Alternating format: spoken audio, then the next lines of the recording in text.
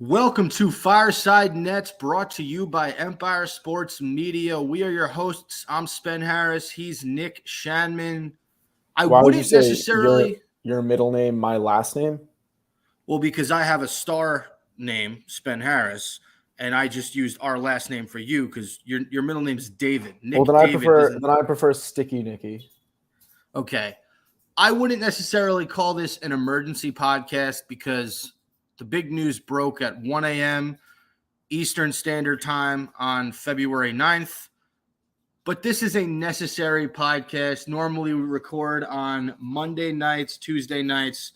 It's Thursday afternoon around 4 p.m. Eastern Standard Time. And we needed to do this episode because normally people put out extra content as a good thing, right? It's like, we're going to keep putting content out. Like, I don't like this content we're putting out. This is a negative emergency podcast. I said it was necessary. I didn't say that I was enjoying myself. I want you to know I'm unhappy, and I want you to be unhappy.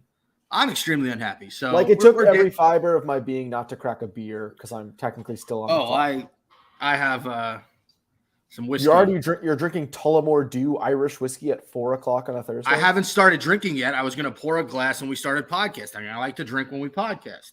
Yes. Look, we're dancing around the elephant in the arena. Kevin Durant is Mom's no longer not in the arena. Sorry. What'd you say? Mom? Nothing. Shit. Kevin Durant is no longer a Brooklyn Net. Traded to the Phoenix Suns for Mikal Bridges, Cam Johnson, Jay Crowder, a bunch of first-round picks. How many first-round picks was it?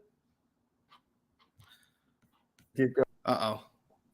Nick is having some technical difficulties, and why wouldn't he? This is the episode that we're going to struggle with, whether it's technical difficulties, whether it's getting our emotions out there. Of course, he's having trouble. I don't have the trade details in front of me.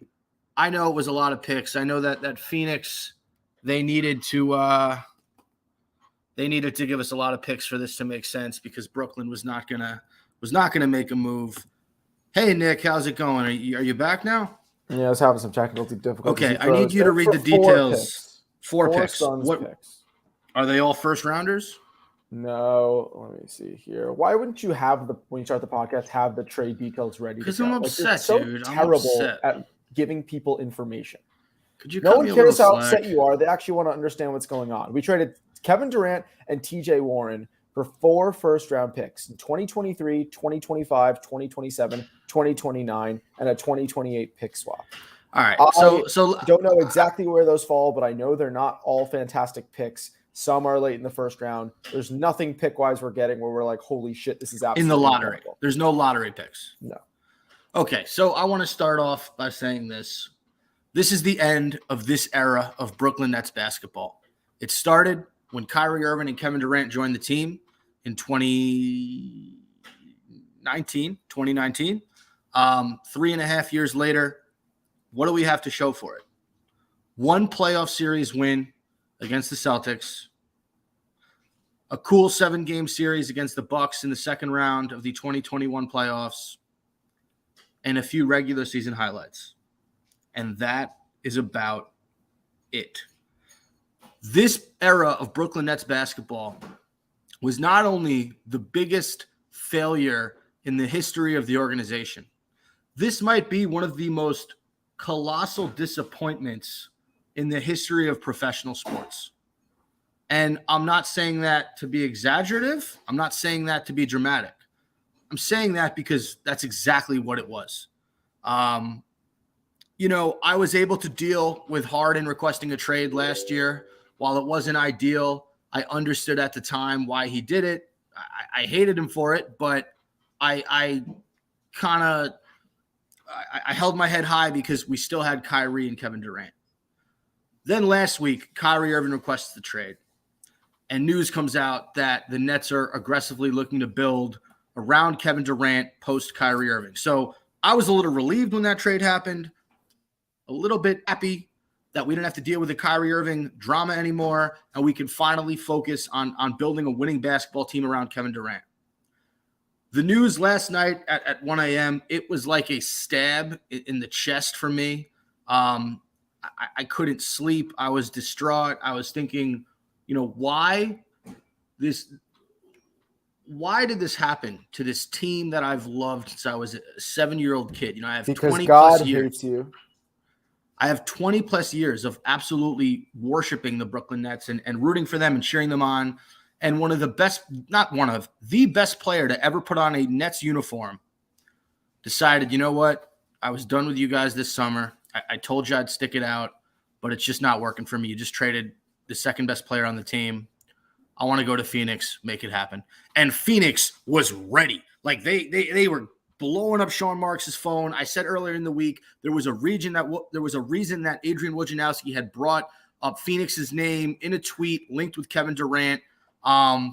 So yeah, I said a lot there, but the main point of my rant is end of an era. I'm extremely disappointed. This was an utter failure on ridiculously epic proportions. And, I understand that we're in a slightly better place now than when we were in 2013 when we blew up that team. But I still have that sickening feeling in my stomach, and I don't think that's going to go away for the rest of the season, especially if Phoenix and Dallas and Philadelphia, for that matter, if they have a lot of success in the playoffs. Yeah, if you look at the Sixers, if you look at the Suns, if you look at the Mavs, who in Kyrie's first game without Luka, he absolutely crushed it, and they beat the Clippers with Kawhi and Paul George. Everyone is doing better than the Nets are.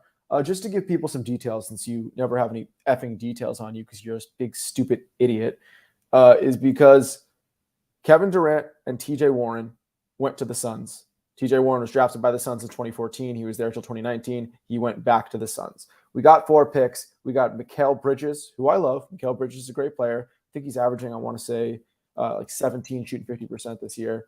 But let me just confirm right now. He's averaging 17, shooting 46%, 39% from 3, 4 rebounds, 4 assists a game. I like Mikal Bridges a lot. Young guy with a lot of potential. Not a superstar.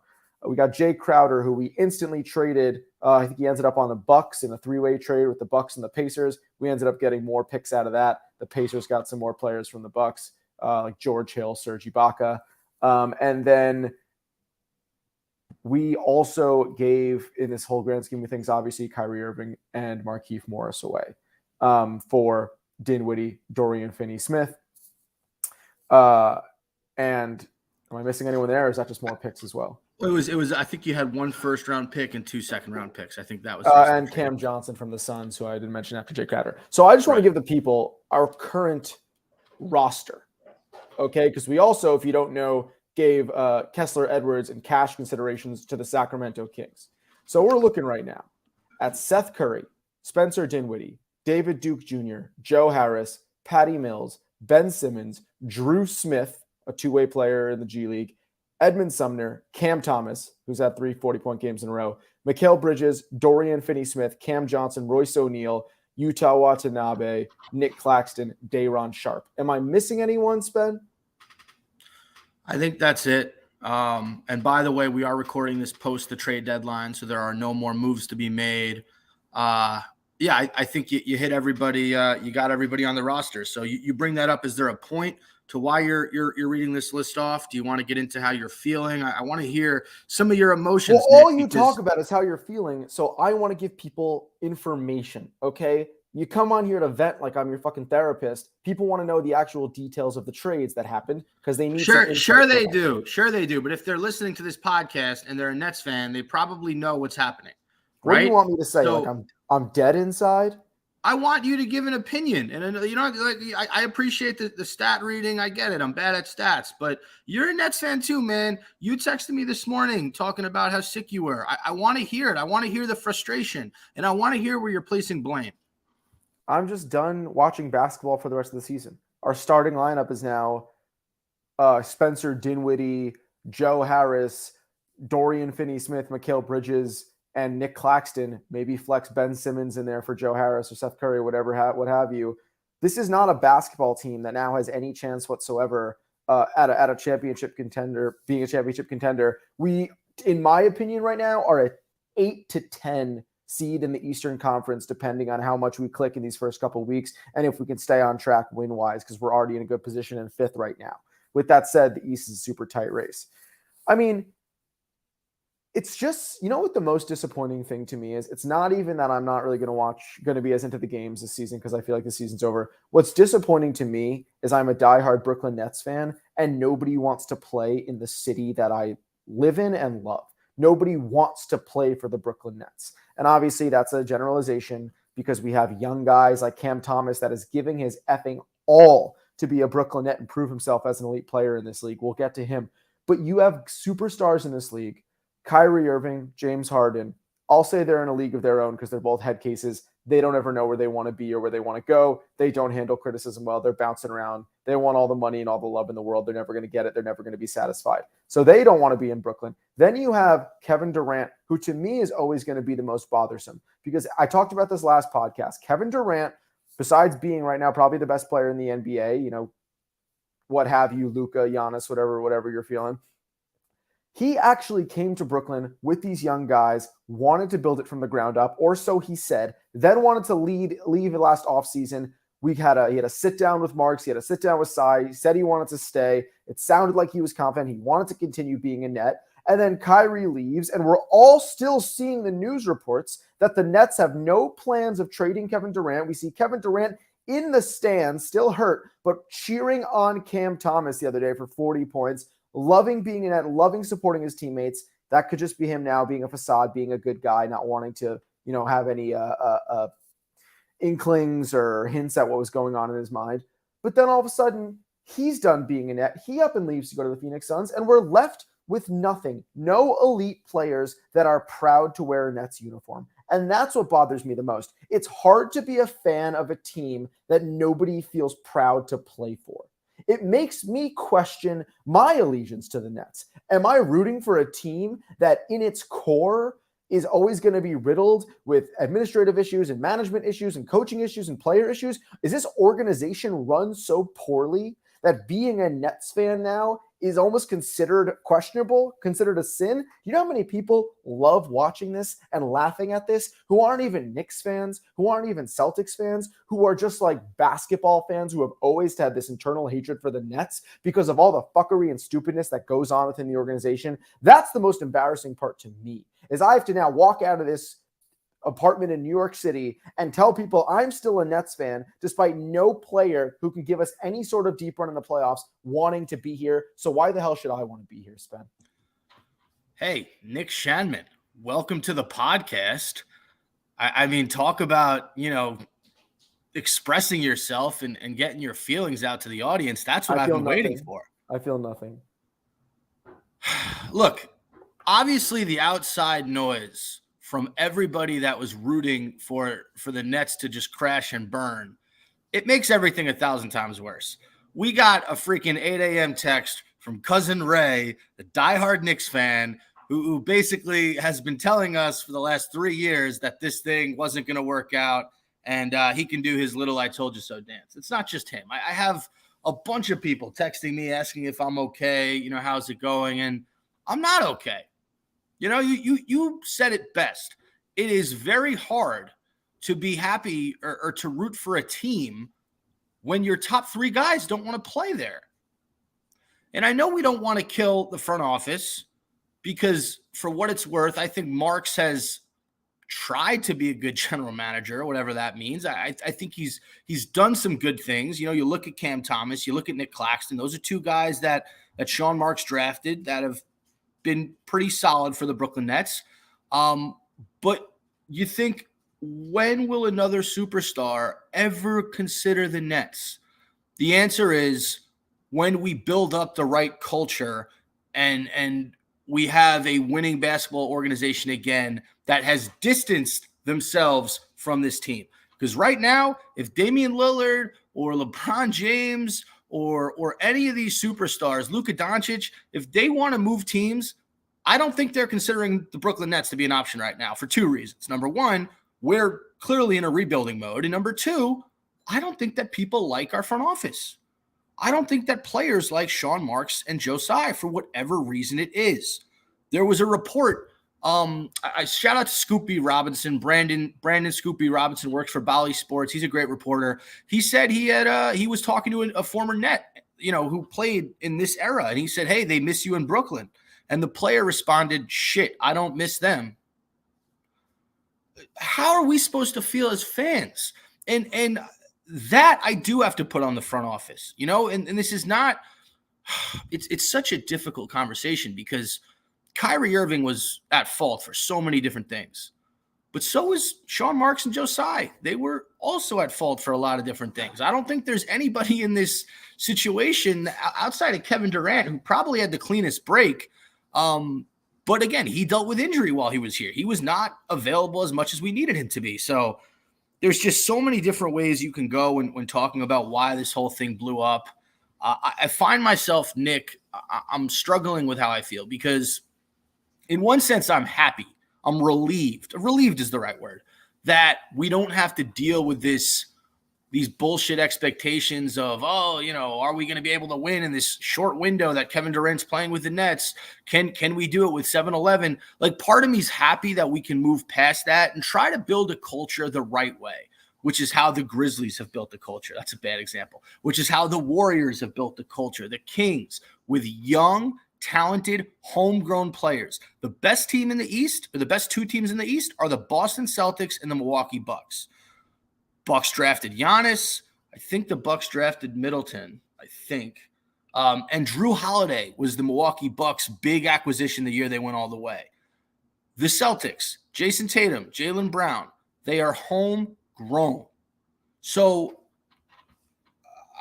I'm trying to say all this because I'm excited to build our team the right way and build our roster with young, talented guys from the draft. But what makes you think we'll build it the right way?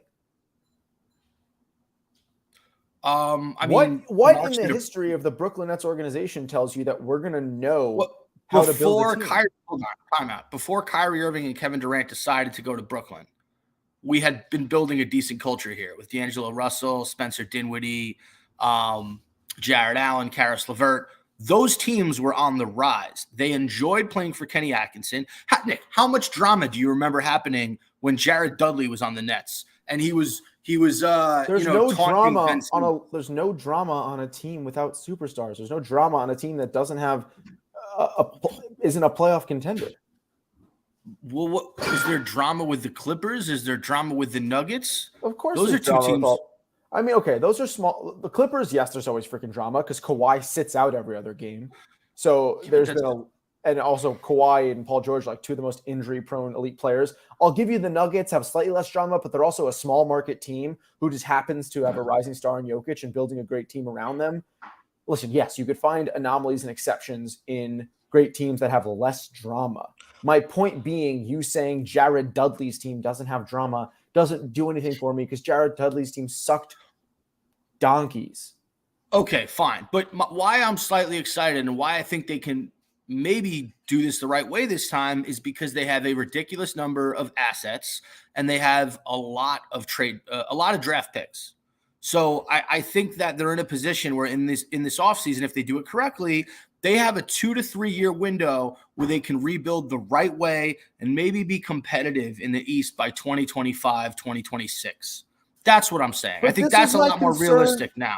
Listen, I know you're always going to be looking at it through a more positive light than I am, but that was my exact thing I said Monday that I didn't want to happen with Durant leaving was I'm so sick of pushing back some sort of hopes for a championship. It seems like every year something has to happen for us to not be a contender anymore. Something has to happen for us to now push our dreams back 2 or 3 years. So great. You're telling me in 2 or 3 years, what are we going to do? Invest all our time and effort into Cam Thomas, and then soon he'll be scoring 40 points a night every night of the entire season? I don't know the answer to that question, but we won't be investing our time into Kyrie Irving. I know that. But dude, I was happy to get rid of Kyrie. The problem is Durant. I don't think anybody in the Nets fan base is like, oh man, Kyrie was so good here. We needed him. Yes, Kyrie's an unbelievable talent. He'll be an unbelievable talent wherever he goes. We all saw that initial press conference with the Dallas Mavericks. He just says sketchy shit that makes you question whether or not you want to support him. So I don't think anybody's sitting here like, man, Kyrie left and we're doomed. KD was the biggest nail in the coffin because that's the one guy who at times is unliked, at times can be questionable, but overall is a pretty universally respected player. He doesn't. Kevin Durant doesn't miss games unless he's hurt. That's why you love Kevin Durant. I love him because the dude fucking puts the ball in the hoop. But no, I get what you're saying. I'm trying to look at it that way. It's just really difficult. Well, hear me out. One guy that could have given us a chance today pushed back our chances 3 years. So, okay, you didn't let me finish earlier. I was being optimistic about the future, but the other part of me is just super disappointed in the fact that these last 4 years were a complete and utter failure.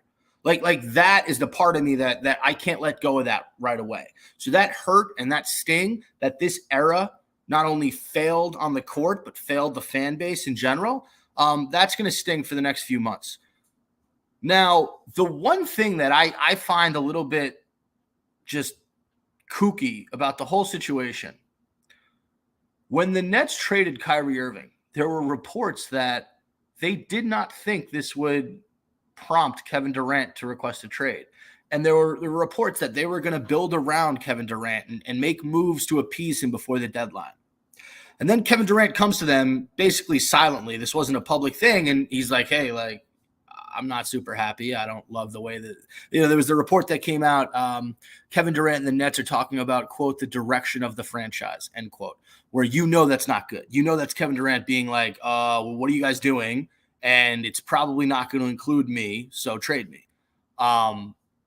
What I find ridiculous is how did Sean Marks and Joe Tsai not realize that the Kyrie Irving trade process would initiate a Kevin Durant trade? Like, how did that not occur to them? That's what blows my mind. Well, did it occur to them and they just play stupid?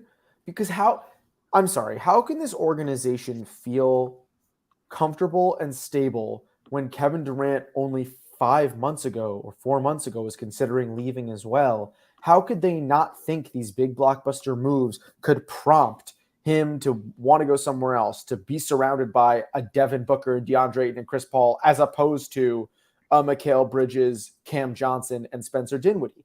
That logically makes sense. So it's hard for me to sit here because it's almost like a lose-lose thought process, right? It's like, one, the Nets didn't know it and they're delusional, or they did know it and they allowed it. So would you rather them be stupid or ignorant? Like, I don't know. It's both scenarios make our organization look incompetent.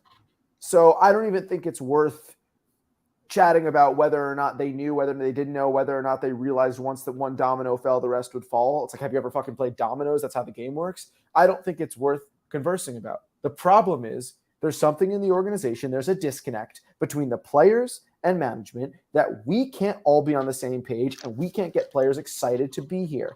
And that to me is the recurring problem. Like, how did we get Brooke Lopez to stay here for 8 years? Was he just like, or even go back? It was different management. If that's what it wasn't Joe Tsai or Sean. It was different guys. All right, whatever it is, different management. Prokhorov was the owner when Lopez was here. I'll tell you this. When I knew something was up when Spencer Dinwiddie got traded here and they did the press conference, like, he was not that excited to be back here.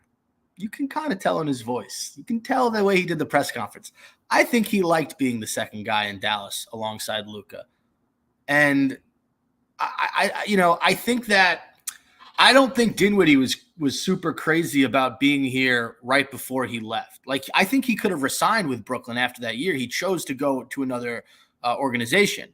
And I think that because when they brought in Kyrie and KD, guys like Dinwiddie, LeVert, they quickly became an afterthought. It wasn't Dinwiddie and LeVert's team anymore. It was Kevin Durant and Kyrie Irving's team. So I do think that Dinwiddie, you seeing him come back and the press conference he did, it just looked a little awkward. It looked a little uncomfortable. Like he wasn't ready to be a Brooklyn Net again.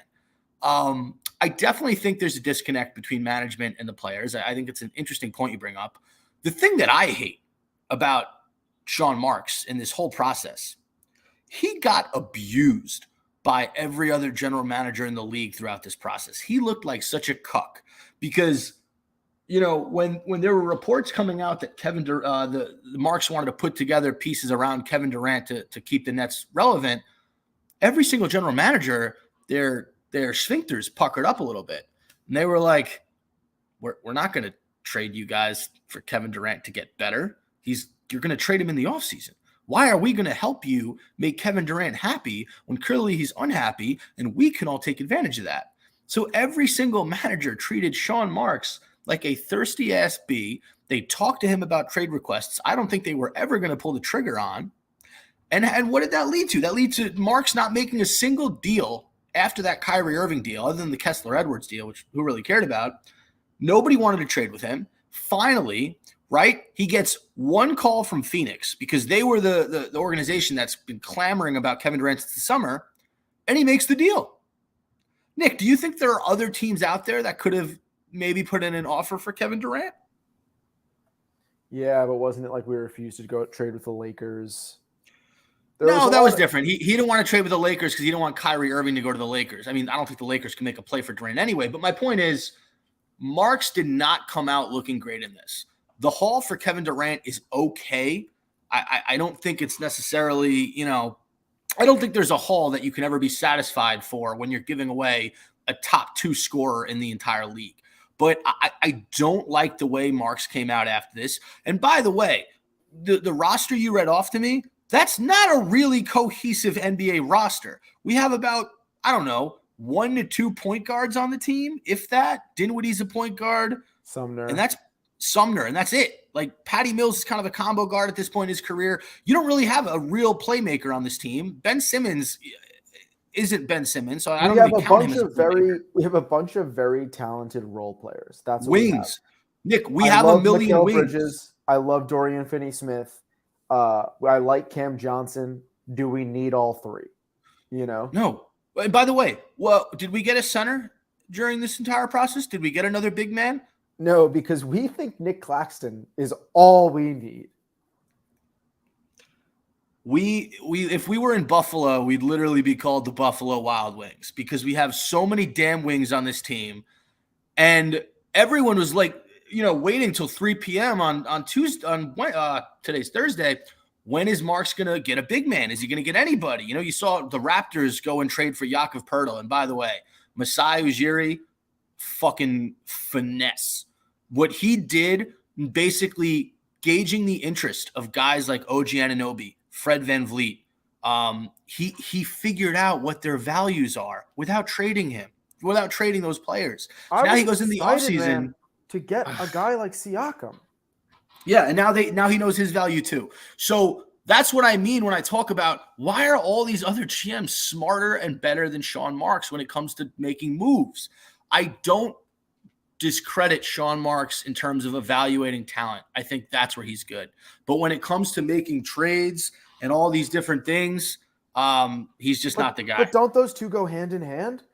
He's so good at evaluating talent, yet he thinks giving Kevin Durant for Mikal Bridges, Cam Johnson, Jay Crowder, and 4 shitty picks is a good trade talent-wise. The whole point of making a productive trade is giving away the amount of talent in 1 or 2 players and getting that amount of talent back in 1, 2, 3, 4 players, whatever adds up to that talent level. Okay, I don't care if we traded 1 Kevin Durant for 4 less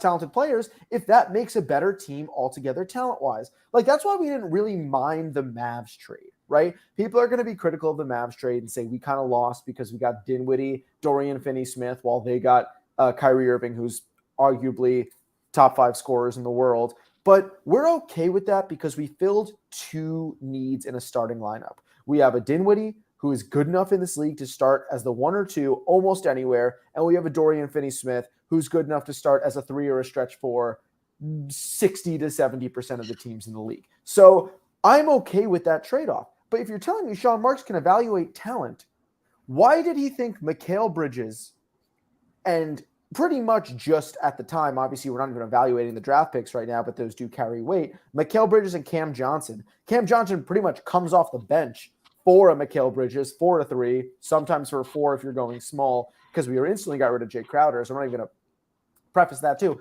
That talent is lopsided. That talent is we just gave $100 for $10. That's the problem to me. So you could tell me, maybe you could say Sean Marks is great at eyeing young talent in the G League or in college. I thought Nick Claxton, who we've developed into a great player. Now that's a nice call, okay? But who else could you really say Sean Marks captured at a young age, traded for, that ended up being great? Royce O'Neal, I guess you could say, was a smart move on Sean Marks's part, but Royce O'Neal isn't threading the needle. Royce O'Neal is filling a moderate gap that we needed, but that we like. So it's hard for me to sit here and back up your positive feedback. It wasn't again. You take one thing I say and focus on that. I don't think Sean Marks is a good general manager up to this point. But you're saying he's good. You're trying to think of a good thing is evaluating. I said talent. He's decent at evaluating talent because some of the draft picks that he's drafted in the second round and late first round have turned out okay. That's a fact. Okay, you can name 15 coaches in the NBA that have had better draft picks in the last 5 seasons than Sean Marks. If Nick Claxton's a defensive player of the year, I mean,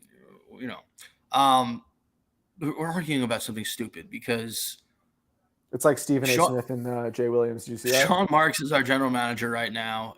I don't think he lasts. I think he's going to be fired in the offseason. I don't know if Josiah is willing to sell the team. I know a lot of Nets fans want him to because I don't think he's a great owner either. But I think he's the one we're stuck with, and we're gonna have to live with that right now. I want to say one thing on that train of thought that I was saying before. The Boston Celtics, I hate them with every fiber in my being, but they're the best team in the NBA right now. And they got rid of Kyrie. They got a bunch of draft picks. They got Tatum. They got Brown. And now they have it, and they've built around these 2 stars, and they have an unbelievable team. Our only saving grace, besides humiliation and depression and embarrassment, is that perhaps with these draft picks, like you're saying, over the next few years, we can get our Tatum, we can get our Brown, we can get our even guys like, Grant Williams has been so crucial for the Boston Celtics. How about Desmond Bane for the Grizzlies? Desmond Bane for the Grizzlies. If we're going to sit here and look to, you said 2025, man. I think that's too soon. With all these picks in our pocket going to like 2027, 2028, to me, this is a 5-year plan. And it sucks, and I'm impatient, and I'm thinking about being 32 and recording this podcast with you and still fucking sitting in this apartment wondering what the hell we did with our lives. But that's a sad thought to me. It has an optimistic side if we're really thinking long-term, if we're really rebuilding from the ground up. But that was not what we wanted to do. That's not what we spent the last 5 years and the moves we made doing, having to reset once again. So I'm going to say, I know you're the more positive thinker than I am, and I keep coming back to this being dooming. The only grain of salt in this sand dune is that we might – the only nice diamond speck in the sand dune is that a 5-year plan with the right draft picks and the development of the right players could be very crucial and positive for us in the next couple of years. So I have a great sort of video that someone should do. Remember in Big Daddy when Adam Sandler goes to visit his old girlfriend and she's with the older man, Sid? Yes. There should be a clip of at the very end of Big Daddy when they're at Hooters and Adam Sandler runs into his ex-girlfriend and her and Sid are working at Hooters. And the joke is the joke is when they first met, Sandler's ex-girlfriend said he has a 5-year plan, and Adam Sandler said, "What is it? Don't die." And then at the very end, in the last scene, Sandler says, "I guess that 5-year plan is looking more like a 10-year plan." Yeah, because he's working at Hooters. That's kind of the Brooklyn Nets. We had this vision of greatness. You should meme that. You should also post that on the Fireside account. Keith McPherson, I'll shout him out because I think he's one of the more intelligent people on Nets Twitter. He's also a really great radio host on WFAN. Check him out. I believe he works weeknights, so 9 to 12, KM till AM is what he calls it. He said that this entire era of Brooklyn Nets basketball was purely based on hype. It was all based on potential. There was no actual we never got to see them compete against the Warriors or the Suns in the finals, or even outside. We never got to see a Sixers Nets playoff series with KD and Kyrie because they never got far enough. So part of me is relieved that we don't have to keep going through this oh, championship or bust, championship or bust. Nick, we never even sniffed a conference final. So, like, what are we talking about with championship or bust? We were never even close.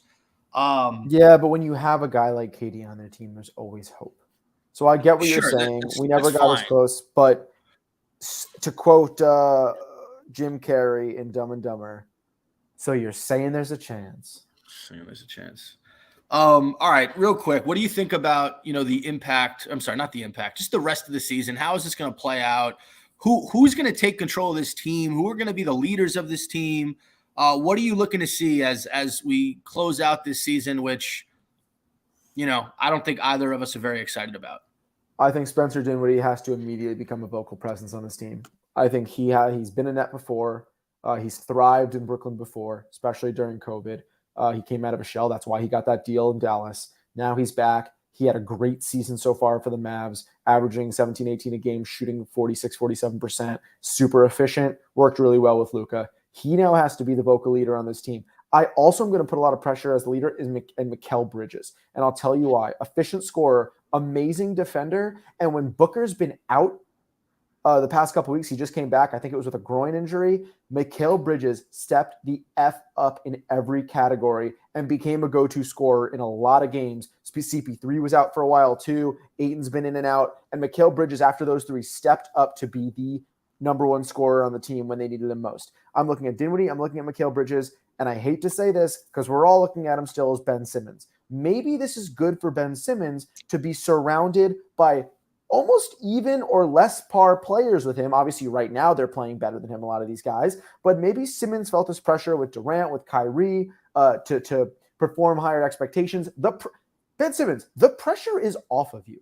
Not only do we think we're going to drop in playoff seed, we might not even have a chance towards the end of the season to make the playoffs, to even be considered a first round win in hell. So all the pressure is off of Ben Simmons to win now and to step up now, which I hate to say it, he's probably benefiting the most from this because his mentality, what he's been struggling with this whole time, whether it's been pressure, whether it's been the yips, whatever you want to call it, he hasn't been able to perform anywhere near his prime. So maybe this wakes up Ben Simmons, resets his clock along with the Nets, along with everybody else. So to me, those three things I'm looking for. I'm looking for Mikal and Dinwiddie to take control of the team, and I'm looking for Simmons to, again, step up. If not, we might be fucked.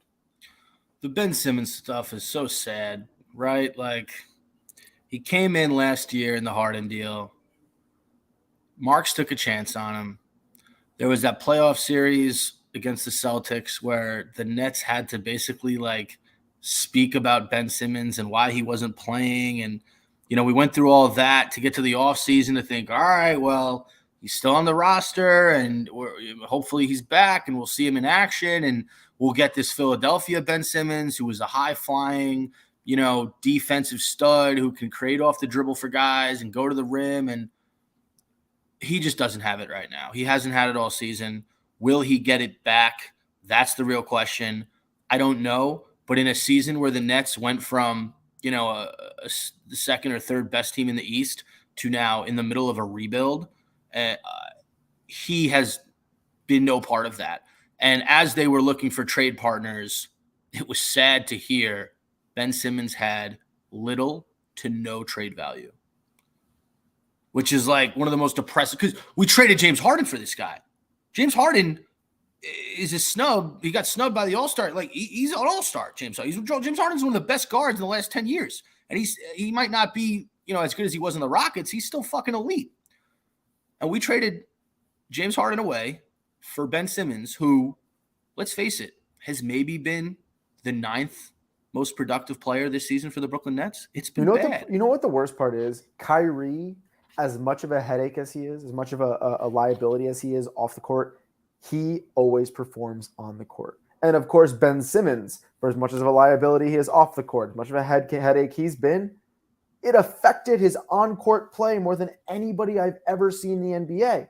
And so you got guys like Kyrie, you got guys like Harden. And like you said, Harden, his productivity went down, but he's still an elite player, and he's still a championship contender with when he's surrounded by Tobias Harris, Joel Embiid, Maxey, and those guys. So Simmons, to me, it's such a problem because you know what? The headache's one thing, if you're winning games. The headache's one thing if you're averaging a triple-double. The headache's a whole nother thing if you're averaging 7, 6, and 6, and you don't want to go up under the hoop for a layup.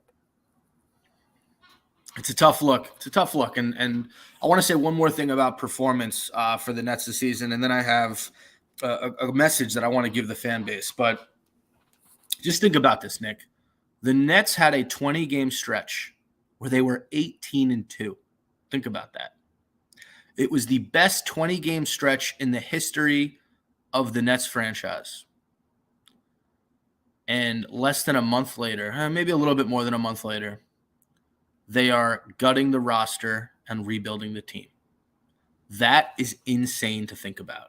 You just don't hear about that, how a team has that much in-season success only to just tear it apart before the All-Star break. It's absolutely ridiculous. Sean Marks and Joe Tsai failed the Brooklyn Nets fan base. Kevin Durant, Kyrie Irving, and James Harden, the three of them collectively, failed the Brooklyn Nets fan base. And I just want to, I want to give a message to everybody out there who roots for the Nets, who listens to the show. This time period is going to show who the real fans are. We can get frustrated with our organization. We can get frustrated with the front office. And by the way, the one guy I feel bad for, this is a little bit of a side tangent, Jacques Vaughn has done such a good job this year since Nash, resigned. And I feel bad for Jacques Vaughn because the shit that he's had to put up with, he's had a smile on his face the entire time. He's been handling this opportunity as well as you can handle it. And I give him a lot of credit. I hope he sticks around. He's someone that I would like to build around. But back to my original point, this is going to be a really tough time for the Nets fan base. People are going to stop going to games because we don't have a superstar. We don't have an all-star on the team right now. People are going to lose interest because we're not as good. Real fans are going to show their true colors. The ones that are watching every game, the ones that are going to a few games a season, just supporting the team in general, supporting the players, supporting the guys that are giving their all out there. I mean, shout out to Cam Thomas. If anybody could have taken advantage of no Kyrie and no KD. And Cam Thomas was the guy who's like, give me the fucking ball. I'm going to drop 40 points in 3 straight games. Shout out to Cam Thomas. Shout out to Nick Claxton, who has played out of his mind this year, despite everything going on. He was in trade rumors. People thought we might move him for Pascal Siakam. He's been great this season. And I just want fans to, understand that we took a big swing over the last 4 years and we whiffed. We whiffed 3 times in a row. But don't stop rooting for the team because of that. Don't do it. What I'm trying to say is continue to support the guys on this team. Continue to support the organization. There's going to be better days ahead. We just got to hang tough. We'll get through this. But I think that we have enough picks and enough assets to the point where I do think there's a 2 to 3 year window where we can really work on improving this roster, developing a new culture, figuring out who our young studs are, who our leaders are going to be, and go from there. And my favorite part about doing this podcast and reacting is we do not have to deal with the superstar bullshit. We do not have to deal with Kyrie Irving's antics. And I'm very happy about that because, whether it was the vaccination thing or the anti-Semitic documentary thing, or even that first year when he took a few days off and there were videos of him at his relative's birthday party thing, we had to sit there and take it as fans because this guy is one of the best players in the world. And I'm happy that we don't have to do that anymore. My big thing for the Nets, find players that are talented. Also, find high character, high class players and make sure that they get along with management and they get along with the front office and they get along with the owner. That's all I have to say about that. Do you have any message for the fan base before we end the show? Take care of yourselves. Dark times ahead. No, I mean, yeah, but like, find shelter. Tell terrible your kids motivational you speech. love them and pray to God every night. I don't normally drink before 5 p.m. on a Thursday afternoon. That's not true. But this glass of whiskey is for you guys. It's for the city of Brooklyn. It's for the history of the Nets franchise, from the J. Kidd years to the Joe Johnson, Brooke Lopez years, all the way to the D'Angelo Russell, Spencer Dinwiddie years, and now to the post Kevin Durant, Kyrie Irving era. Here's to you guys, and here's to everything and every reason why I root for the Brooklyn Nets. Cheers. Peace.